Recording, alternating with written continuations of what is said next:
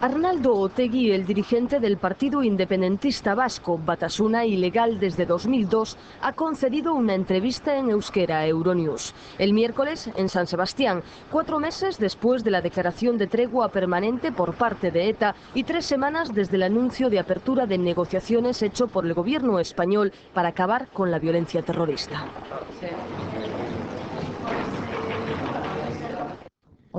¿Cómo explica usted que haya gente dispuesta a matar y a morir por el País Vasco, teniendo en cuenta que su autonomía es más importante que la de cualquier región europea?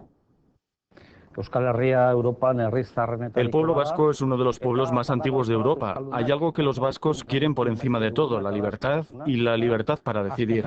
En consecuencia, mientras que este derecho sea rechazado y negado a los vascos, siempre habrá gente dispuesta a luchar. Tras 4 meses desde el anuncio de tregua por parte de ETA, usted reconoce haberse reunido previamente varias veces con los socialistas. ¿Cuáles han sido los frutos de estos encuentros? La construcción de un clima de confianza entre los dos partidos y el hecho de que ambos hayan manifestado su voluntad de ir construyendo, cada uno, las cosas para dar soluciones democráticas a los problemas. El diálogo siempre es beneficioso. La izquierda independentista vasca apuesta siempre por el diálogo y el fruto de este trabajo amplio, profundo y duradero ha llevado a los dos partidos a pensar que puede haber una posibilidad de resolver el conflicto por la vía del diálogo. ¿Han definido una hoja de ruta? No hemos diseñado una hoja de ruta conjunta, pero las reuniones prueban la voluntad por parte de los dos partidos de resolver el conflicto con el diálogo.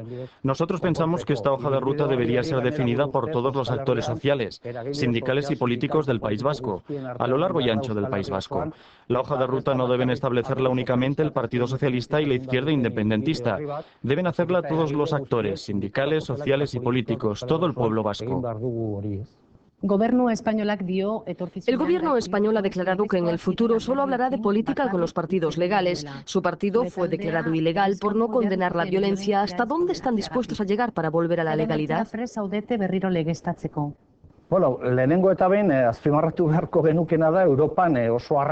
De entrada, quiero subrayar que es excepcional que en Europa un partido sea ilegal. La excusa invocada para ilegalizarnos es que nosotros no condenamos la lucha armada de ETA. El Sinn Féin hacía lo mismo en Irlanda y Nelson Mandela también, mientras estaba en prisión. En realidad la cuestión no es condenar los problemas o parte de los problemas. El tema es que un partido político debe, en primer lugar, resolver los conflictos de forma eficaz. Y nosotros estamos preparados para la resolución. Pero, en mi opinión, existe una paradoja, que recientemente ha sucedido en Europa. El Partido Popular no condenó el franquismo y nadie ha ilegalizado al Partido Popular. Es pues un partido que no ha condenado un régimen que pactó con Hitler. El Partido Popular, en este caso, es el que nos pide entrar en una dinámica de condena. Nosotros debemos estar en la legalidad, porque esta es la voluntad de nuestros ciudadanos y de nuestro pueblo. Territorio, el derecho a decidir del pueblo vasco, el futuro de los presos de ETA. ¿Cuáles son para usted los puntos no negociables?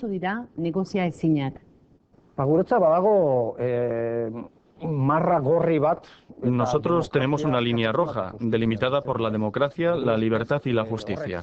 Nosotros pensamos que es necesario admitir, sin ningún dramatismo, que existe un país que se llama el País Vasco. Reconocer lo mismo que es un país y que es una nación, pero no en un sentido estricto del término. Nosotros reivindicamos una postura de izquierda y afirmamos que somos una nación, sin dramatizar. También admitir que para nosotros no hay más que una simple lógica democrática, el respeto a las decisiones del pueblo vasco.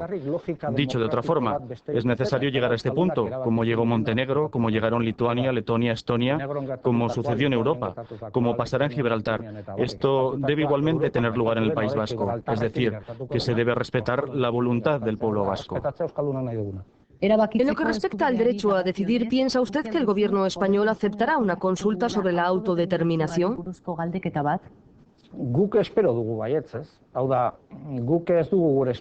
Nosotros confiamos que sí. En efecto, nuestra esperanza no se reduce únicamente a la voluntad del gobierno español.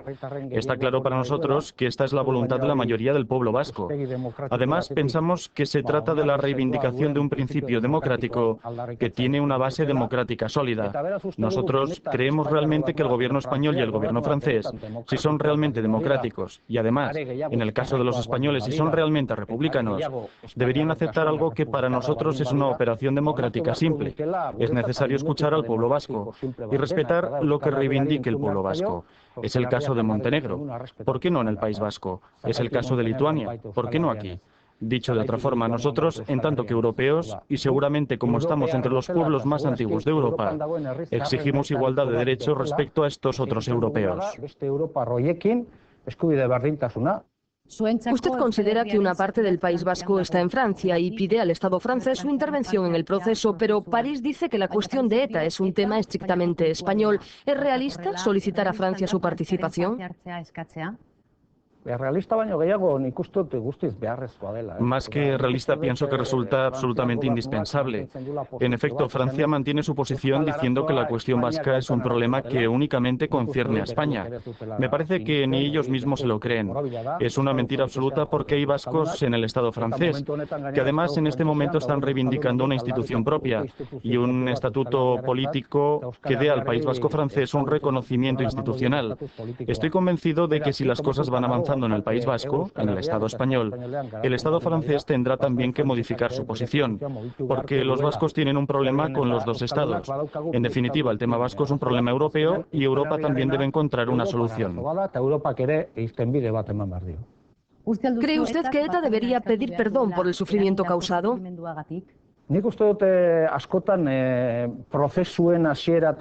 En mi opinión, cuando estas condiciones se plantean al inicio de un proceso, a menudo buscan la humillación del contrario o intentan poner palos en las ruedas. Seguramente este tipo de gestos serán bienvenidos cuando el proceso avance por parte de todos los partidos, pero pienso que plantearlos al principio no pretenden más que obstaculizar el proceso. Si finalmente, como en Irlanda, llega un momento definitivo y un acuerdo final, estos gestos serán seguramente necesarios por ambas partes. Además, estoy convencido que entonces no serán un obstáculo, una vez que el proceso y el conflicto sean superados. Eskerrik asko. Zuei.